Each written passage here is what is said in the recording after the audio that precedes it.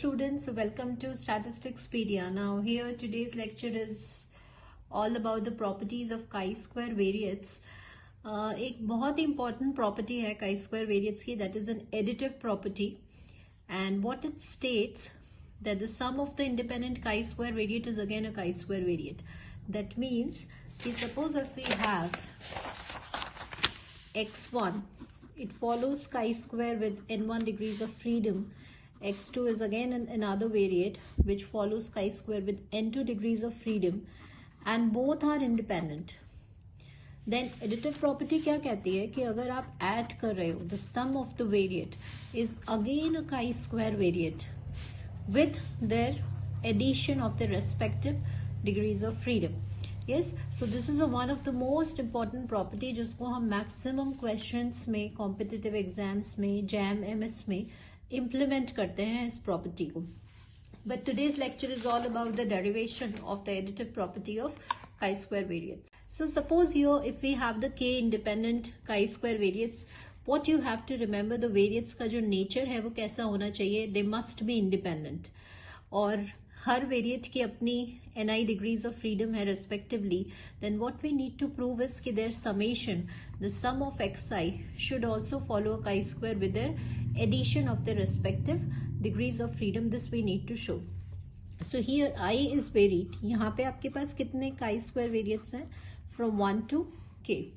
And always remember they must be IIDs. IID मतलब independent होता है, and identical distribution मतलब सारे जो हैं वो chi-square को follow कर रहे हैं. All the variates are by their nature independent. So let's begin with the proof. So in order to prove the additive property, we must know that what is an MGF of the chi-square variate. So MGF of chi-square variates क्या होता है आपका 1 minus 2t की power minus n by 2. तो ये आपको learn होना चाहिए और इसी की हेल्प से हम एडिटिव प्रॉपर्टी प्रूव करेंगे. So let's begin with it. Now see, we know that कि अगर एक्सरसाइज आपके काई स्क्वायर वेरिएट्स हैं तो एमजीएफ क्या होता है 1 minus 2t minus ni by 2. Now remember कि आईज हमारे पास कितने काई स्क्वायर वेरिएट्स हैं, k काई स्क्वायर वेरिएट्स हैं. तो अभी हमें प्रूफ क्या करना है कि इसका जो सम है वो भी काई स्क्वायर वेरिएट फॉलो करना चाहिए. तो हम अब एमजीएफ किसका निकालेंगे, इसके सम का. So see what I have written now, the MGF of their sum is. Now always remember कि by the additive property of MGF the sum can be written as their respective product of their MGF. ये हमारी MGF की property होती है. कौन सी property होती है, additive property. Yes, क्योंकि आपके जो रैंडम वेरिएबल्स का जो नेचर है वो इंडिपेंडेंट है.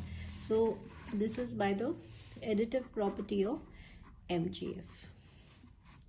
Now by equation number 1 mx1t है, तो आप सेपरेटली इसका एमजीएफ लिखेंगे तो ये आपका n1 by 2 हो गया.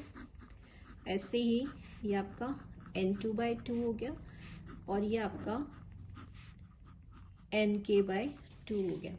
Now base is same, so simply आप पावर्स इसकी सारी ऐड हो जाएंगी.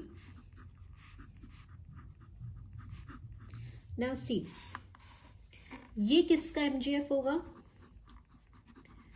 ये किसका एमजीएफ होगा, समेशन ऑफ काई स्क्वायर वेरिएट्स.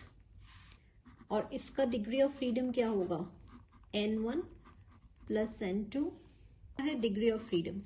अब हमने ये कैसे कंक्लूड कर दिया कि ये जो एमजीएफ है वो समेशन का होगा. How, by the uniqueness theorem of MGF. Yes, now what is a uniqueness theorem of MGF, means कि जस्ट बाय द एमजीएफ, इस एमजीएफ को देखकर हमने क्या आइडेंटिफाई कर लिया कि ये एमजीएफ का जो डिस्ट्रीब्यूशन है वो कैसा होगा, काई स्क्वायर होगा. और कितना डिग्रीज के साथ, summation of ni degrees of freedom के साथ. This is known as a uniqueness. So always remember कि आपको जब किसी भी एडिटिव प्रॉपर्टी को आपको प्रूव करना है किसी भी डिस्ट्रीब्यूशन का, with the help of MGF we can easily prove. Because अगर आपने देखा कि ये एमजीएफ किसका होता है, काई स्क्वायर का, तो अगर हम उसके सम का एमजीएफ भी उसी डिस्ट्रीब्यूशन के जैसा प्रूव कर देंगे तो by applying the uniqueness theorem we can easily show that additive property is being satisfied.